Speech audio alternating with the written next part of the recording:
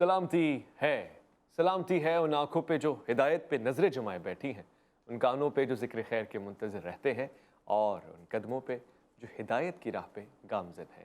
अस्सलामु अलैकुम वरहमतुल्लाहि वबरकातुहू। तमाम तारीफ़ें खुदाए बुज़ुर्ग बरतर के लिए जो वहदुल्ला शरीक है, न कोई सानी है न कोई हमसर है। दुरूद लामहदूद महबूब रब्बुल वजूद राहतुल आशिकीन मुरादुल मुश्ताकीन हज़रत मोहम्मद मुस्तफ़ा आपकी आले पाक, आपके जानिसार अंसार और असहाब पर ज़रमन। आप देख रहे हैं अलिफ लाम मीम। मैं आपका मेज़बान मोहम्मद उवैस रब्बानी तहे दिल से आपको कहता हूँ खुश आमदीद।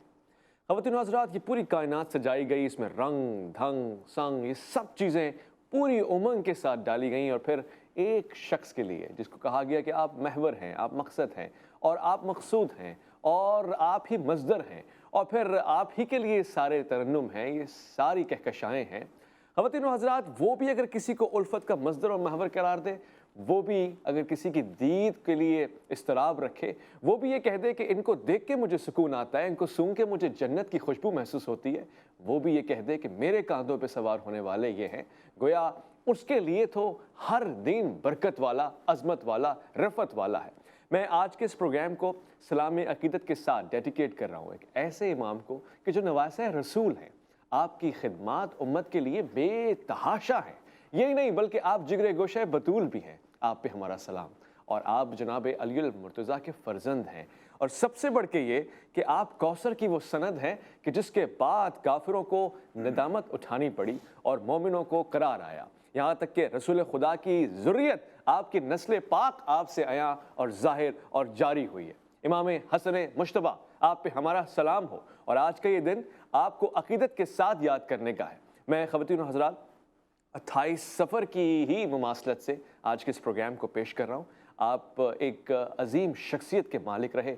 आपने अपने किरदार से, गुफ्तार से, मयार से लोगों को अपना गिरवीदा बनाया, मगर उसके बावजूद आपको तकालीफ भी उठानी पड़ी। यहाँ तक कि एक रिवायत के मुताबिक 28 सफ़र को आपको शहीद कर दिया गया। आप पे इससे पहले भी वार किए गए थे, इस बार ये वार जहर के साथ था और किसी अपने के हाथों से हुआ।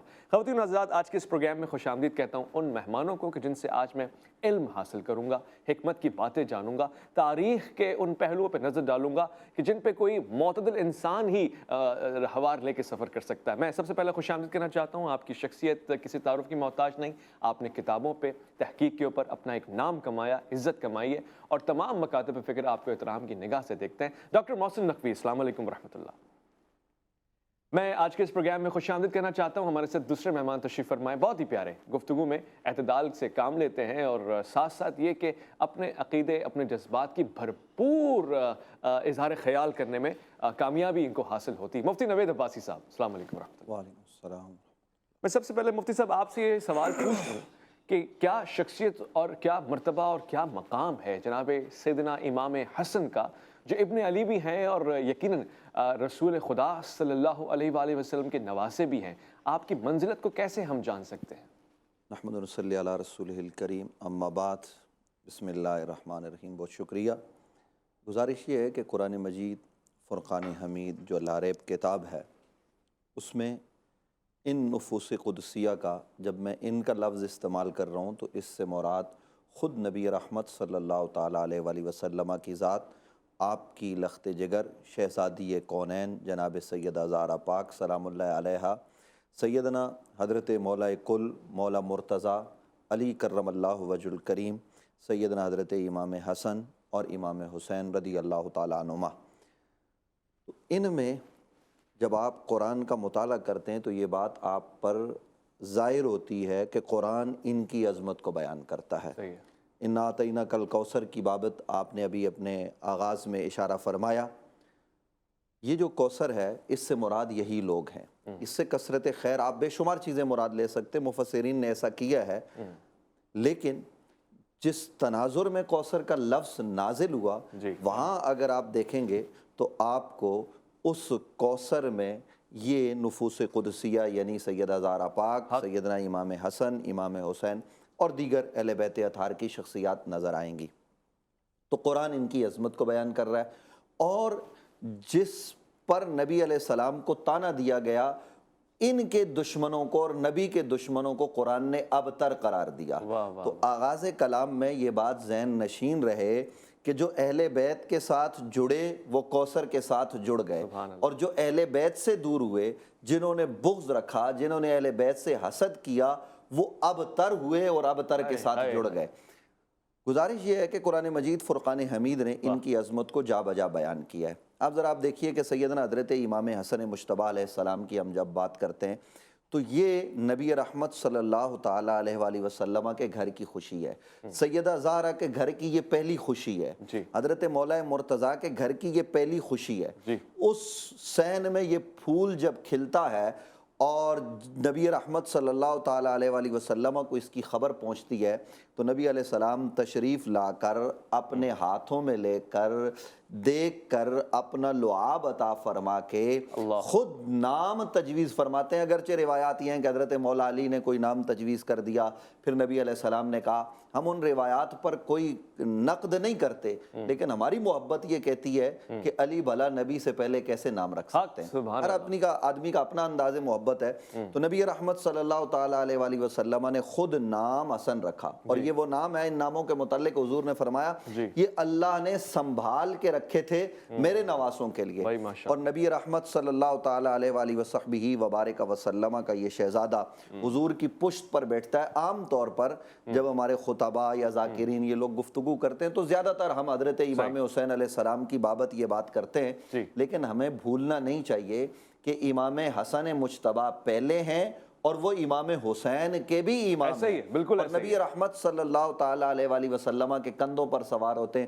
حضرات صحابہ کرام علیہم الرضوان دیکھ کر حضرت علی کرم اللہ وجہ الکریم سے تھوڑی دل لگی کرتے ہوئے کہتے ہیں علی یہ تم پر نہیں گئے، تو حضرت علی کہتے ہیں پھر کیا بیٹے تو میرے ہیں؟ کہا نہیں علی یہ زیادہ مشابہت نبی علیہ السلام سے رکھتے ہیں، اور نبی رحمت صلی اللہ تعالیٰ علیہ وآلہ وسلم کے بیٹے ہیں، اور خود نبی علیہ السلام یہ کائنات کے عجیب اور عظیم نواسے ہیں کہ نانا کہتا ہے یہ میرے بیٹے ہیں، باپ کہتا ہے میرے بیٹے ہیں، ماں کہتی ہے میرے بیٹے ہیں، اور رسول اللہ صلی اللہ تعالیٰ علیہ وآلہ وسلم اپنا بیٹا قرار دیتے ہیں، اور لوگ ابن رسول کہتے ہیں۔ اور یہ قرآن مجید فرقان حمید نے کہا قُلْ تَعَالَوْا نَدْعُ أَبْنَاءَنَا وَأَبْنَاءَكُمْ، وہ جو ابناءنا ہے اس ابناءنا میں نبی علیہ السلام کے جو بیٹے آپ کو نظر آتے ہیں وہ یا تو حسن ہے یا حسین ہے۔ یہ نبی علیہ السلام یہ قرآن کی نص موجود ہے، یہ تو قرآن کی نص موجود ہے، اور خاص طور سے یعنی ایک خوبصورت پہلو یہ بھی ہے کہ اس عالم میں کہ جب عرب اپنے بچوں سے پیار نہیں کرتے، رسول خدا صلی اللہ علیہ وآلہ وسلم ان کو سکھا رہے ہیں کہ ان سے پیار کیسے کیا جائے،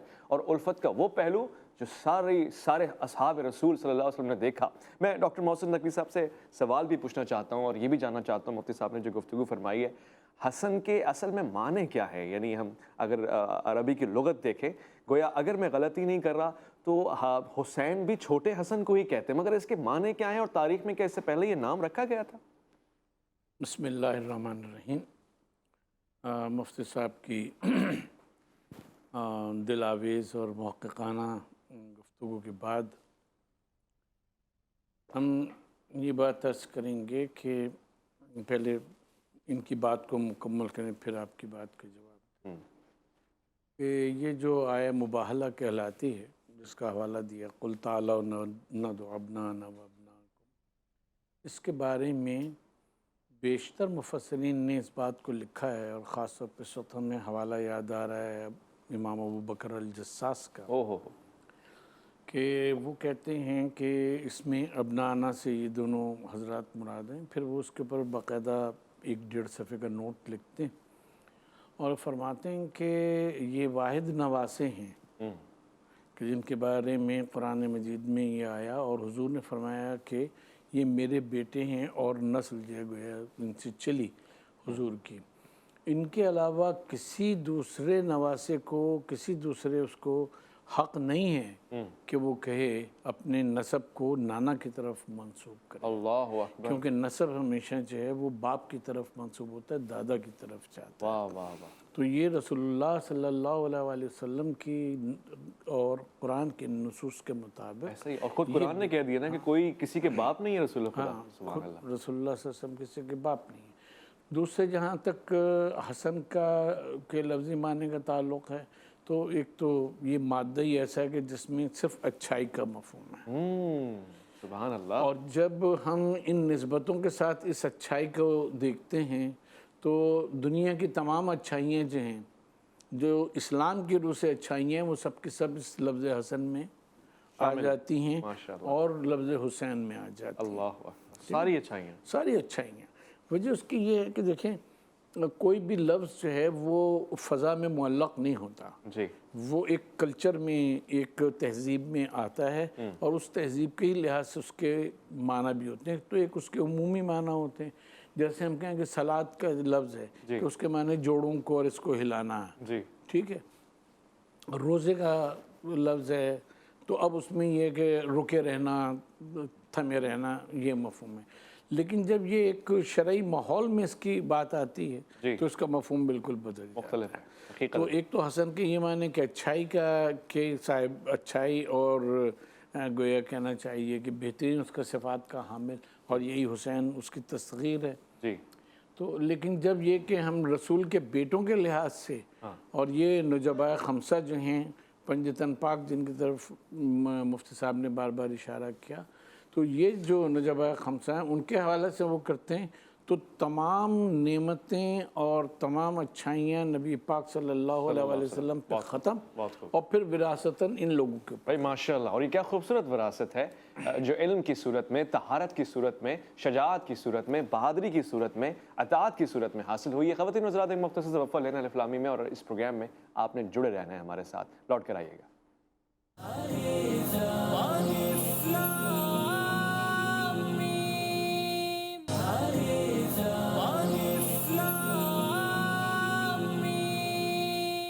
بازو ہیں اس طرح سے عطا پر تلے ہوئے، جیسے فضا میں امن کے پرچم کھلے ہوئے۔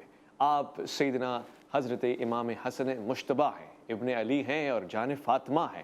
خواتین و حضرات، آج جو شخصیت کے حوالے سے یہ پروگرام جاری و ساری ہے، اس سے آپ کا جڑا رہنا بہت ضروری ہے، آپ کے بچوں کا، آپ کی نسلوں کا، کیونکہ یہ نسل رسول پاک صلی اللہ علیہ وآلہ وسلم کا سوال ہے، کہ جن کے لیے بڑوں نے کہا ہے کہ آپ کی نسل پاک میں ہے بچہ بچہ نور کا۔ مفتی نوید عباسی صاحب تشریف فرمائیں۔ میں مفتی صاحب یہ سوال جاننا چاہتا ہوں، اور اپنی معلومات کے لیے ہم دیکھتے ہیں کہ اس دنیا میں کوئی بھی قابل، فاضل اور عالم ہوتا ہے تو اس کی اولاد سے بڑی توقعات ہوتی ہیں، وہ اس کو جانشین سمجھتے ہیں۔ ابھی حالیہ ملکہ برطانیہ کا دور گزرا، اور پھر اس کے بعد ان کے بچوں کو وہ وراثت ملی اور لوگوں نے بادشاہ تسلیم کیا۔ ایسے ہی بہت سارے علوم میں مولوی کرام، مشائخ، علماء ایسے موجود ہیں کہ جن کے جانے کے بعد ان کی سیاسی تمام تحریکیں ان کے بچوں، فرزندوں کے نام ہو گئی، اور وہ اس کے قائد بنے بیٹھے ہیں آج بھی۔ اسلام کے معاملے میں، خاص طور سے نواسہ رسول کے معاملے میں ایسا ہوتا ہوا نظر نہیں آیا، بلکہ جو امت نے اتفاق اور اتحاد کے ساتھ صدارت دی، اس میں بھی گنجائش نہ بن سکی۔ اس کی وجہ کیا تھی؟ دیکھیے، یہ آپ نے سوال کیا، میں بڑا سیدھا سا جواب دینا چاہوں گا کہ نبی رحمت صلی اللہ تعالیٰ علیہ وآلہ وصحبہ وبارک وسلم کی دو حیثیتیں ہیں۔ ایک نبی علیہ السلام کی حکمران کی حیثیت ہے، اور ایک آپ کا مقام نبوت و رسالت ہے۔ تو نبی رحمت یہ ہمارے یہاں ہم اپنی بات کرتے ہیں کہ نبی علیہ السلام کے بعد نظام کاروبار حکومت چلانا تھا، تو اس کے لیے حضرات صحابہ کرام علیہم الرضوان نے، اور نبی علیہ السلام نے خود کسی چیز کا تعین واضح الفاظ میں نہیں فرمایا، اور یہ امت پر چھوڑ دیا۔ تو امت نے حضور کے معان بعد حضرت سیدنا ابوبکر صدیق کو حضور کا خلیفہ بنایا، اور سیدنا حضرت مولا مرتضیٰ نے ان کو تسلیم کیا، اور پھر بعد میں بھی یہ سلسلہ رہا، یہاں تک کہ حضرت خود مولا علی کرم اللہ وجہ الکریم اس منصب پر فائز ہوئے۔ تو نبی علیہ السلام کی ایک دوسری حیثیت ہے، اور وہ نبوت والی، رسالت والی، اور وہ جو روحانی سلسلہ ہے، اس میں ہمارے ہاں حضرت مولا مرتضیٰ کرم اللہ وجہ الکریم نبی علیہ السلام کے نائب، قائم مقام، اور حضور علیہ السلام کی پھر وہ سلسلہ علم اور وہ سلسلہ رشد و ہدایت آگے ائمہ کے ذریعے چلتا ہے۔ اور جیسے حضرت نے خود اپنی گفتگو میں ارشاد فرمایا کہ یہ جو ائمہ اہل بیت ہیں، یہ صرف کسی ایک قوم کی، کسی ایک قبیلے کی ملکیت نہیں ہے، بلکہ پوری انسانیت کی ملکیت ہے، اور اب اہل سنت و جماعت ان کو امام تسلیم کرتے ہیں۔ اس حیثیت سے دین میں بھی امام مانتے ہیں، اور ہر لحاظ سے ہم ان کو امام جانتے ہیں، اور ان کی تعظیم اور توقیر یہ اہل سنت کے یہاں بالکل لازم ہے، اور یہ اپنے زمانے میں اس مقام پر فائز تھے کہ خود حضرت مولا مرتضیٰ ہیں، سوال ان سے امیر المومنین حضرت عمر کرتے ہوئے نظر آتے ہیں، اور حضرت عمر پھر جواب سن کر حش حش کرتے ہوئے کہتے ہیں لولا علی لہلک عمر، کہ آج علی نہ ہو تو عمر ہلاک ہو جائے۔ تو پتہ یہ چلا کہ علی ان خلفائے راشدین جن کو نبی علیہ السلام نے مہدین کہا، ان کی بھی رہنمائی کر رہے ہیں اور بعد والوں کی بھی رہنمائی کر رہے ہیں۔ اور حضرت مولا مرتضیٰ کے بعد ہم جو خلافت راشدہ علی منہاج النبوہ کی بات کرتے ہیں وہ 30 سال ہے، اور اس میں جناب حضرت امام حسن مجتبیٰ علیہ السلام کے 6 ماہ شامل ہیں۔ تو حضرت امام حسن مجتبیٰ رضی اللہ تعالیٰ عنہ علیہ السلام آپ کے 6 ماہ شامل ہوتے ہیں، تو آپ 5ویں خلیفہ مانے جاتے ہیں۔ آپ 5ویں خلیفہ ہیں، یہ الگ بات ہے، ہم اس بحث میں پڑے بغیر میں یہ کہنا چاہتا ہوں کہ امام حسن مجتبیٰ وہ سخی ہیں، وہ عظیم انسان ہیں جنہیں نبی علیہ السلام نے خود سردار کرا دیا، ان ابنی ھذا سید، میرا یہ بیٹا سردار ہے۔ یعنی یہ اعزاز، یہ مقام اور یہ مرتبہ شاید ہی کسی کو ملا ہو، اور پھر ان نفوس قدسیہ کے جو مقام و مرتبہ ہے وہ بہت بلند ہے، اور ہم اہل سنت و جماعت یہ سمجھتے ہیں۔ اور ابھی آپ نے پڑھا سیدی اعلیٰ حضرت کا شعر، اس کا ایک پہلا مصرع کہ تیری نسل پاک میں بچہ بچہ نور کا، تو اے عین نور تیرا سب گھرانہ نور کا۔ تو ہم تو ہر زمانے کے سید کی عزت کرتے ہیں، اور پھر حضرت امام حسن ہوں تو وہ نبی علیہ السلام کی اہل بیت میں وہ صحابی بھی، حضرت امام حسین بھی۔ تو ہمارے یہاں تو جو شجرہ طریقت پڑھا جاتا ہے، تو اس میں ہم جب شجرہ طریقت پہ جاتے ہیں تو آپ کہیں دیکھیں گے آپ کو امام جعفر صادق کا نام نظر آئے گا، حضرت امام باقر کا نام نظر آئے گا، امام زین العابدین آپ کو نظر آئیں گے، دوسری طرف آپ کو امام زید نظر آئیں گے، اور اس سے اوپر آپ چلے جائیں تو آپ کو حضرت امام حسین نظر آئیں گے، امام حسن نظر آئیں گے، پھر مولا کل مولا مرتضیٰ کرم اللہ وجہ الکریم، اور اس کے بعد ہم رسول اللہ کا نام لیتے ہیں۔ یہ طریقت کے ہاں سوائے نقشبندیہ کے سب کے ہاں یہی ہے، یعنی طریقت کے وہ تمام تر چشمے جن سے روحانیت پوری کائنات میں بٹ رہی ہے، اس کا مرکز رسول اللہ کی ذات ہے، اور رسول اللہ کی بارگاہ سے وہ چیز لے کر علی بانٹ رہے۔ اور صرف یہ اتنی بات نہیں ہے، ہم تو بات حضرت امام حسن مجتبیٰ کی کر رہے ہیں، میں مجدد الفیسانی کی بات کرنے لگا ہوں، شیخ فاروق احمد سرندی رحمۃ اللہ تعالیٰ علیہ، جن کے عرس کا یہ مہینہ ہے، وہ یہ کہتے ہیں علی وہ ولی ہے جس نے آدم سے لے کر عیسیٰ تک یہ تمام جتنے انبیاء ان کی امتوں میں جو ولی ہوئے، وہ ولایت انہیں در علی سے ملی ہے، اور صبح قیامت تک جو ولی ہوگا وہ ولی بنے گا تو در علی سے بنے گا، جس پر مہر علی لگائیں وہی ولی بنتا ہے۔ تو ہمارے یہاں تو یہ کوئی اختلافی بات ہی نہیں ہے، ہم تو کہتے ہیں علی وہ ہے جہاں سے علم جاری ہوا، علی وہ ہے جہاں سے روحانیت جاری ہوئی، جہاں سے نور پھیلا، اور امام حسن مجتبیٰ علی کے اس نور کی پہلی کرن ہے کہ جس امام حسن نے کائنات کو نبی علیہ السلام کی محبت پر بھی جمع کیا اور اس امت کو بچایا بھی، اور وہ امام حسن ان کی عظمت کو ہم لاکھوں سلام پیش نہ کریں تو کیا کریں کہ امام حسن مجتبیٰ وہ عظیم فرد ہیں کہ جنہوں نے سخاوت کی، سب کچھ کیا، اور روئے تو نبی کی امت کے لیے روئے، اور جب دنیا سے گئے تب بھی حضور کی امت کی فلاح اور حضور کی امت کی صلاح کر کے گئے۔ مرج البحرین کا خوبصورت نتیجہ اور ثمر آپ ہیں یقیناً، اور آج کے اس پروگرام کا مقصد بھی یہی ہے کہ آج موجودہ دور میں جو صلح ہے، جو امن ہے، جو پیار ہے، اس کا سبق، اس کا رہنما، بلکہ اس کا قافلہ سالار جو ہے، اس کو سلامی عقیدت پیش کیا جائے۔ مگر ایک پہلو اور ہے، اور ہمیں اتنا اعتبار ہے ان شخصیات کے اوپر، ان اشخاص کے اوپر، کہ ہم ہر پہلو سے، ہر زاویے سے ان کے اوپر بات کر سکتے ہیں۔ ڈاکٹر محسن نقوی صاحب، ہم نے تو گویا یہ بھی دیکھا کہ رسالت مآب صلی اللہ علیہ وآلہ وسلم کے اوپر بھی بات کرنے والے اور گندی زبانوں والوں نے یہ سوالات اٹھائے اور تنقید بھی کی، مگر خاص طور سے امام مجتبیٰ، امام حسن کو روایات پیش کر کے بتایا گیا کہ کثیر الازواج تھے، بہت سادہ، بہت زیادہ ازدواج تھیں آپ کی، اور یہ بھی ہم نے سنا، اگر میں غلط ہوں تصحیح کیجیے گا، کہ حضرت مولا کائنات نے منع کیا کہ ان کو اپنی بیٹیاں نہ دیا کریں کیونکہ یہ زیادہ شادیاں اور طلاقیں کرتے ہیں۔ کیا یہ سچ ہے؟ ان روایات کی تحقیقی طور پہ کوئی حیثیت نہیں ہے۔ دوسری چیز یہ کہ مفتی صاحب موجود ہیں، ان کی موجودگی میں ہم عرض کر سکتے ہیں کہ کوئی بھی روایت ہو نا، اس میں سلسلہ سند کے ساتھ درایت بھی دیکھی جاتی ہے، اور درایت کے معنی یہ ہیں کہ جیسے ایک شخص ہے، اگر وہ 4 سے زیادہ اس نے شادیاں کی، اب ہمارے معاشرے میں تو اگر 2 سے ज़्यादा भी शादियां कर ले तो उसके बारे में मशहूर हो जाता है, भाई ये शादियां करता रहता है, इसको बेटी देने की ज़रूरत नहीं।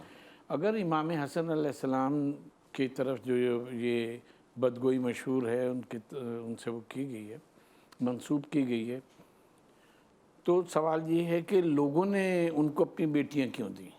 एक तो दरायत ये बात पूछती है। दूसरी चीज़ ये कि ये रिवायात किस दौर में आई सामने, ये रिवायात किस दौर में आई सामने। तो आपको उनके सिलसिला सनद में कोई ना कोई ऐसा फितना पर्दाज मिल जाएगा अच्छा कि जिसने अपने गोया के फ़ायदे के लिए और उसके लिए किसी की ईमा पर कुछ चीज़ें जो हैं वो वज़ा की। और इसकी मिसाल ऐसी है कि जैसे हम लोग तारीख़ इल्म हदीस में पढ़ते हैं, वज़े हदीस का जहाँ आता है कि मसलन मामून जो था वो कुछ परिंदों को वो कर रहा था, तो एक साहब वहाँ पहुँच गए तो कहा कि हुजूर की हदीस है कि बाज़ी इन चीज़ों में जायज़ है, उसमें उस जानवर का भी नाम ले दिया। तो मामून ने कहा मुझे पता है कि हुजूर के अल्फाज में ये जानवर शामिल नहीं है, ये परिंदा शामिल नहीं है, और तुमने मेरी वजह से इसको इजाफा किया क्योंकि मैं इस वक्त इससे खेल रहा हूँ। तो कभी किसी को खुश करने के लिए हाकिम को, और कभी किसी को के ख़िलाफ़ प्रोपेगेंडा करने के लिए उसके लिए इस किस्म की चीज़ें जो हैं वो वज़ा की गई और फैलाई गई। तीसरा इसमें दरायतन सवाल ये है कि वो सारी की सारी, पहली बात तो ये कि हम आम किसी अगर लड़के से कोई BA पास कोई उससे पूछें कि कितनी शादियाँ एक वक्त में जायज़ हैं जी, तो क्या 4। जी, तो इमाम हसन मुज्तबा, ठीक है, जो वारिस इल्म रसूल और फिर वारिस इल्म अली हैं, उनको नहीं पता कि कितनी बीवियाँ जो हैं वो एक वक्त में जायज़ हैं। जी, जी, ठीक है, तो कुरान मजीद तो ये कहता है कि औ माँ मलकत ऐमानुकुम, जो ये माँ है इसमें सारी वो जो हैं वो दाखिल हैं। तो उन्हें उसमें फिर ज़रूरत क्या है कि इंसान जो है वो इस तरफ किसी ऐसे काम की तरफ जाए, हो ही नहीं सकता। और फिर इमाम से तो वो कर ही नहीं सकते, तवक्को ही नहीं रख सकते।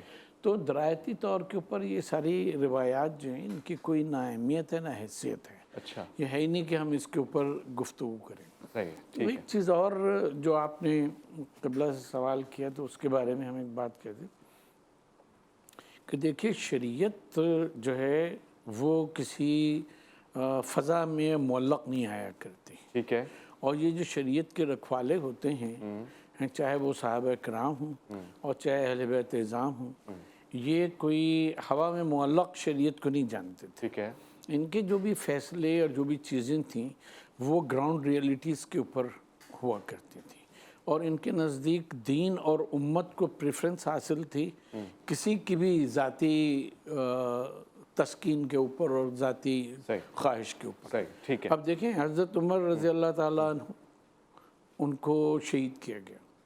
जी, हज़रत उस्मान रज़ी अल्लाह ताला अन्हु, उनको मुहासरा करके बेदर्जी से शहीद किया गया। जी, हज़रत अली करमल्लाह वजहू, उनको शहीद किया गया, उसमें अपने सजदे की हालत में उन्हें तलवार मारी गई। ठीक है, अब इतनी, और फिर जंग जमल सिफ़ीन नहरवान, इसमें इतने लोग जो थे वो मारे गए। ठीक है, ठीक है, अब इमाम हसन का दौर आता है जो खलीफा राशिद हैं, जैसे अभी क़िबला भी फरमा रहे थे, और उलमा ने इसको मैं एक छोटा सा वक्फा ले लूँ, बहुत ही ज़रूरी है यहाँ पर कि एक मुख्तसर सा वक्फा लिया जाए, मगर बात जारी रहे। तसलसल की ख्वाहिश को रखते हुए मैं लौट कर आऊँगा। अलिफ लाम मीम में आपका इंतज़ार रहेगा।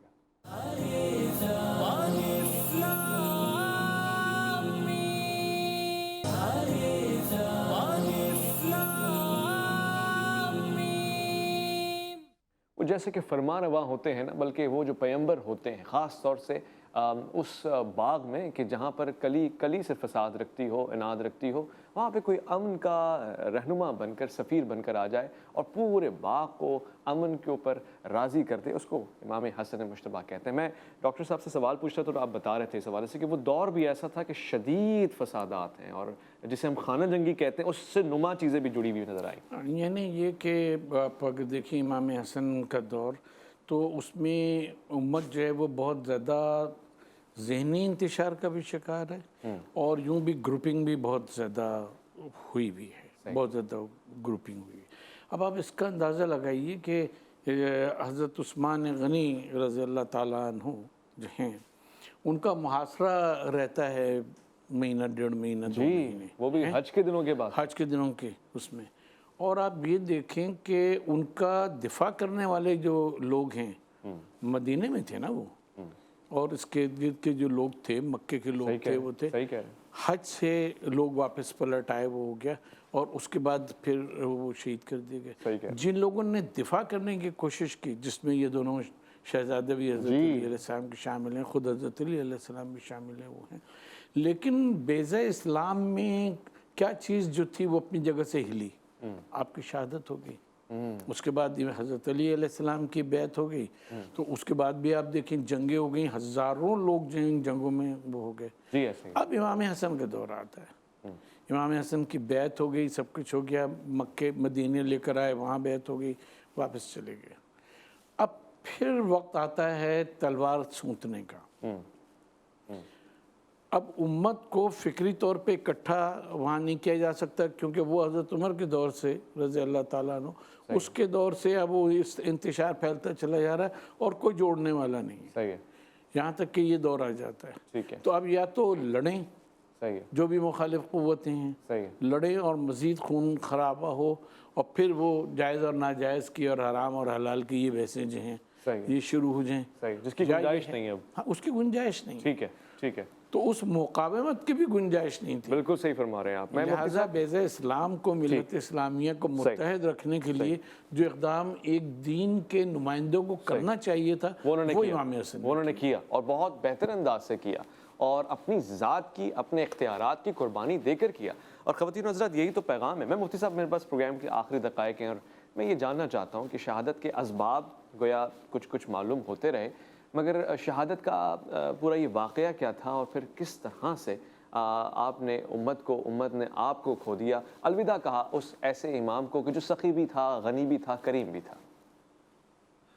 ایک تو میں یہ بات عرض کرنا چاہتا ہوں کہ بڑے ڈاکٹر صاحب نے بات ارشاد فرمائی کہ حضرت امام حسن مجتبیٰ خلیفہ ہوئے، تو ہو سکتا ہے کسی کے ذہن میں یہ بات چلی جائے کہ انہیں شاید حضرت علی کرم اللہ وجہ الکریم نے، چونکہ آپ زخمی ہوئے تو اس کے بعد آپ نے ہدایات جاری فرمائی تو شاید انہوں نے بنا دیا ہو. ایسا نہیں تھا. حضرت علی کرم اللہ وجہ الکریم نے اپنا نائب، اپنا خلیفہ نامزد نہیں فرمایا. بہت خوب، بہت خوب. یہ حقیقت ہمیں پیش نظر رکھنی چاہیے. بلکہ بعد والوں نے حضرت، جو اس وقت بہترین لوگ تھے، بہترین لوگ سمجھے جاتے تھے اور واقعتاً بہترین تھے، ان سب نے اجماعی طور پر حضرت امام حسن مجتبیٰ کی بیعت فرمائی. آج کل لوگوں کے ذہن میں یہ بھی ہوتا ہے نا جی، وہ اگر کسی اور نے نامزد کر دیا تو حضرت علی نے بھی تو نامزد کیا تھا، تو صاحب حضرت علی کرم اللہ وجہ الکریم نے نامزد نہیں کیا. جہاں تک آپ نے شہادت کی بات کی تو دیکھیے حضرت امام حسن مجتبیٰ خلیفہ نہیں بھی ہیں، خلیفہ راشد نہیں بھی ہیں. آپ نے چھوڑ دیا وہ سلسلہ، 30 سال پورے ہو گئے، لیکن آپ کی شخصیت، آپ کا قد کاٹ، آپ کا مقام و مرتبہ اتنا بلند ہے، بھلے گردن کہیں اور جھکتی ہو لیکن دل اسی در پہ جھکتے تھے. تو ظاہر ہے وہ سارے معاملات جو روایات ظاہر کی ہیں وہ ہمیں یہ بتاتی ہیں کہ یزید اور اس جیسے لوگ اس زمانے کے وہ خوف میں مبتلا تھے کہ جناب ہم کدھر جائیں گے اگر امام حسن مجتبیٰ موجود ہوں گے.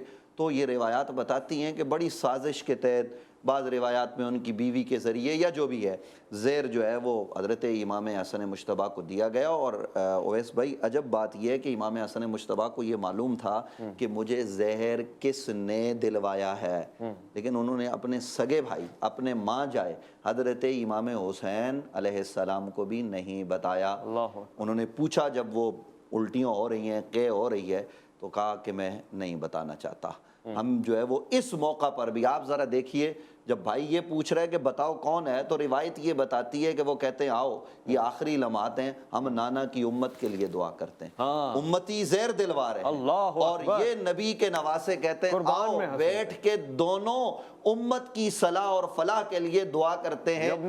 ایسا کہیں اور آپ کو نظر نہیں آئے گا کہ لوگوں نے پتھر مارے، خیمے جلائے، برا بلا کہا، کتنے ظلم نہیں ہوئے. یہ حضرت امام حسین علیہ السلام کا ظلم ان پر پر تو اتنا بڑا ہے نا کہ اس کا انکار تو کائنات کا کوئی آدمی کر نہیں سکتا، لیکن حسن پر بھی ظلم کم نہیں ہوئے، آپ پر بھی ظلم کے وہ پہاڑ توڑے گئے کہ آدمی ہل جاتا ہے، بتایا کم جاتا ہے، بیان کم کیا جاتا ہے۔ میں پھر بارے دیگر خراج تحسین پیش کرتے ہوئے یہ بات عرض کرنا چاہتا ہوں کہ جہاں انہوں نے امت کو جوڑا، جہاں انہوں نے خون ریزی کو روکا، وہاں انہوں نے جان آفرین کے سپرد کرتے ہوئے بھی اپنے اس وعدے کو نبھایا جو ان کے ذہن میں تھا کہ میں نے امت کی صلاح کرنی ہے، وہ امت کے لیے دعا کرتے گئے، اگرچہ اس امت نے بعد میں صلہ یہ دیا کہ ان کے چھوٹے بھائی امام حسین علیہ السلام کو اور ان کے پورے رفقا کو، خود امام حسن کے بچوں کو شہید کر دیا، اور پھر جو ظلم کی داستانیں اس امت نے کی ہیں۔ اگر میں غلط نہیں ہوں تو دفنانے کے معاملے کے اوپر بھی تنازع نہیں بننا چاہیے، ہر جگہ بنا، اور قرآن سامنے تھا امت کے، انما یرید اللہ لیذھب عنکم الرجس اہل البیت، یہ صرف حسن و حسین کے لیے نہیں ہے، یہ سیدہ زہرا اور مولا علی کے لیے نہیں ہے، یہ امام جعفر کے لیے بھی ہے، یہ امام باقر کے لیے بھی ہے، یہ امام علی رضا کے لیے بھی ہے، یہ امام علی تقی کے لیے، یہ امام نقی کے لیے، اور صبح قیامت تک آنے والے امام مہدی سب کے لیے ہے، وہ اس آیت کی چادر تطہیر میں سب داخل ہے۔ ایسے بہت شکریہ مفتی نوید عباسی کا، انتہائی شکر گزار ڈاکٹر محسن نقوی کا۔ خواتین و حضرات، کیونکہ پروگرام میں میں نے اختتامیہ کی طرف آیا ہوں، آپ سے الوداع کہنا ہے، مگر یہ نقطہ میں نے روک کے تھام کے اپنے دل اور دماغ کے درمیان ایسے جمع کر لیا ہے کہ شاید اگر دو الفاظ آپ کے سامنے پیش کر دوں تو وہ میرا پروگرام اپنے کامل نتیجے تک پہنچے گا۔ مفتی صاحب نے گفتگو میں کہہ دیا کہ آپ کے بنا خلیفہ راشد یعنی خلافت کے رشد میں بھی کمزوری محسوس کی جائے گی، یعنی جیسے جسم کے اندر روح نہ ہونا تو جسم جتنا حسین اور خوبصورت ہو وہ کامل نہیں ہوتا، تو رشد نے خلافت کو چھوڑ دیا، الوداع کہہ دیا، صرف حسن نے ہی خلافت کو الوداع نہیں کہا۔ یہ وہ ہدایت ہے جو خدا کی جانب سے آتی ہے، اس میں کسی کی بھی تذلیل نہیں ہے، مگر یہ اس کی تعظیم ضرور ہے کہ جس کا حق بنتا ہے کہ اس کے آگے اپنی اطاعت پیش کی جائے اور اس کو سلام عقیدت پیش کیا جائے۔ اس پروگرام کا مقصد بھی یہ تھا، بغیر کسی کے اوپر تنقید کیے ہم تعریف کریں، فضیلت بیان کریں، ہم فضائل بیان کریں، ہم قصیدے پڑھیں اس شخصیت کے کہ جس کے لیے رسالت مآب صلی اللہ علیہ وسلم نے پیار، محبت، الفت، مودت کو لازم قرار دیا ہے۔ اپنا خیال رکھیں گے، آپ اپنے سے بڑھ کے خیال رکھیں گے ملک پاکستان کا، اللہ کے فرمان کا، اللہ کی امان میں۔